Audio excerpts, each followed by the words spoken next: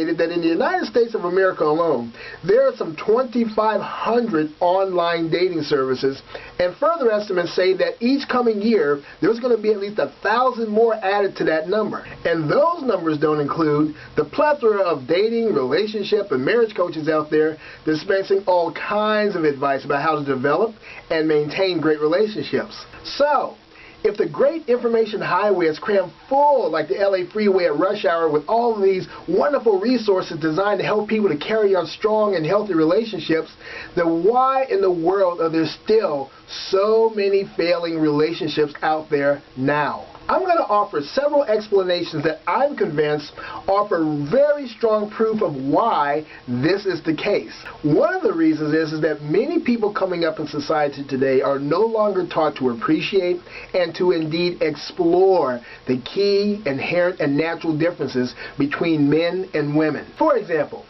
what goes on innately inside of a man's head over a problem or an issue may be different than what's going on innately inside of a woman's head over a problem or an issue. Now granted, we might ultimately, men and women, come to the same solution over the same problem.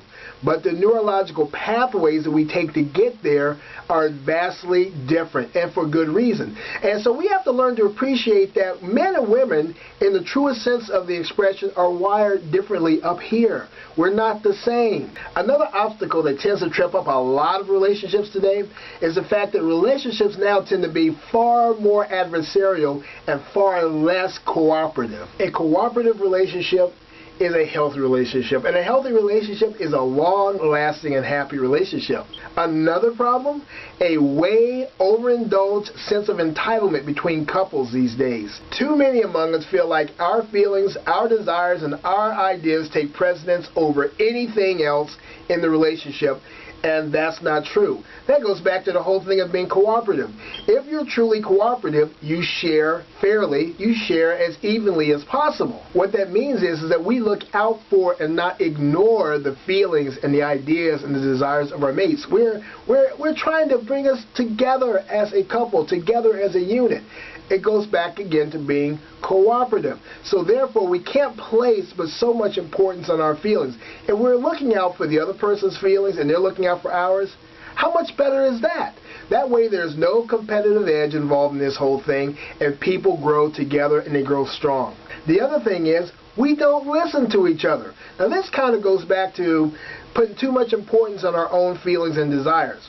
And we're not likely to listen to each other, especially when we feel like we're going to hear something that we don't want to be told. Let's face it, even in the most fun, most deliriously happy relationships, there's going to be conflict.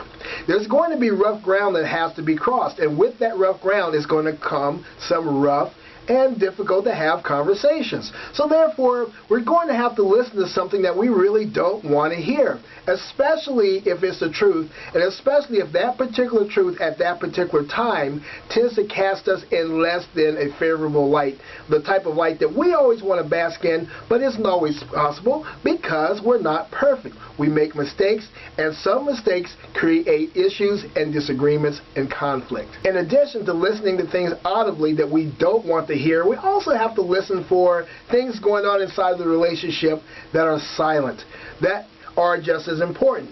You know, changes in someone's mood, changes in someone's attitudes, changes in the way that somebody does something in a relationship that might let us know that, hey, you know, there might be a pending problem here. We have to learn to listen. And that's something that too many of us these days no longer do. And for that reason, many relationships are put on a downward slope to absolute failure. Next, we have been taught as a society to cultivate very unreasonable standards of expectations for men and women. Guys have been taught to put way too much emphasis on a woman's beauty and good looks. You know, she's got to have hair down to the floor and breasts that look so perfect as if Michelangelo sculpted the things. And a whole lot of women out there have been taught to pine after guys who look like Roman gods wearing Armani suits who spit out $20 bills every single time they cough.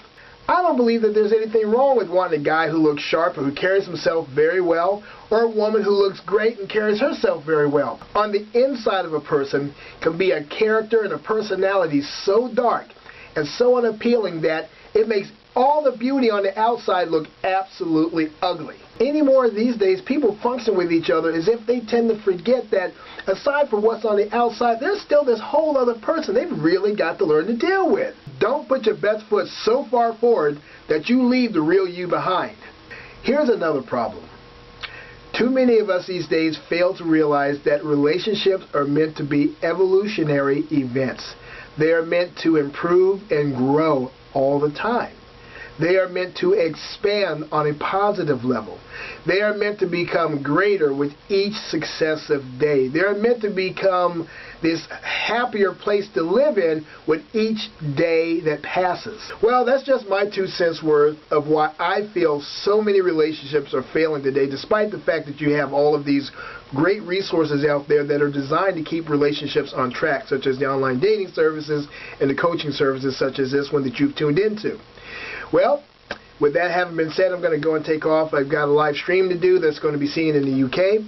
I also want to let you know again, in case you don't remember who I am Dave Thomas, your relationship coach. Be sure to like, share, and comment on this video. I'd love to hear your ideas, your points of views, your observations. Also, if you haven't done so just yet, please subscribe to my channel. Love to have your support. Also visit my Patreon site. You can see the link for that in the comments section there below, or the section below the video here.